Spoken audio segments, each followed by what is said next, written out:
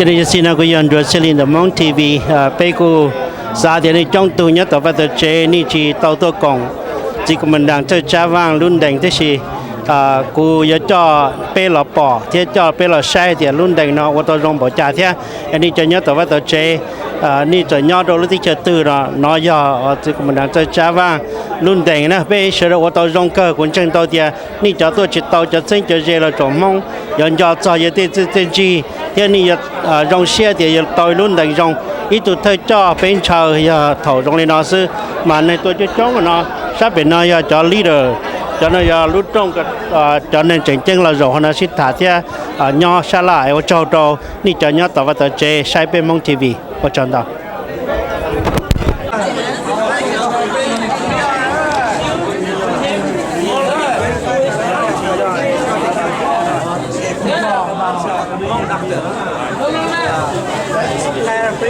Doctor, lawyer, and dentist, operation doctor. Talk to him. Okay. Thank you. Thank you for having us. Thank you. Welcome. Thank you for coming. Sit down. Thank you so much. Thank you.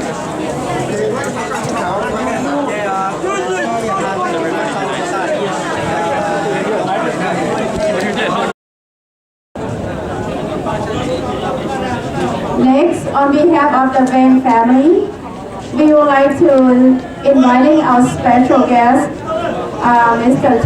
Holden, who is our candidate for our future mayor of St. Paul.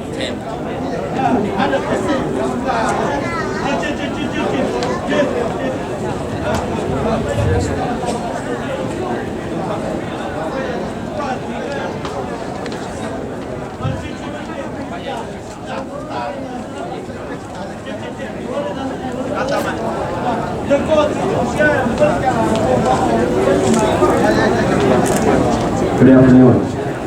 I just want to first say thank you so much for the honor to be here. I realize this is a very sad event for the family, for the friends, and for everybody that's in this room that's remembering Major Chercha and Vang. Đây là bản tin phê phở để có nhiều tàu xe là chỉ tra ít từ phê phở do nên giờ thay thế cũng cho để tên từ nó để họ nhớ cho đi là còn chạy tra lúc tên từ do tổng thay thế cũng cho thời gian bản tin. Knowing our leader, General Vang Powell's leadership is a legacy and is very present and here today. Tại do cái chồng cũng tin lên cha bông thêm lo và giờ này phải bỏ cha tua cái sự đời cái chủ kinh doanh giống cho nên phải bỏ cũng chia từng chỉ cha nên cho cái lúc cái chua còn để nó cho làm không nghe cho lọt qua vào cái cái chuyện để nó.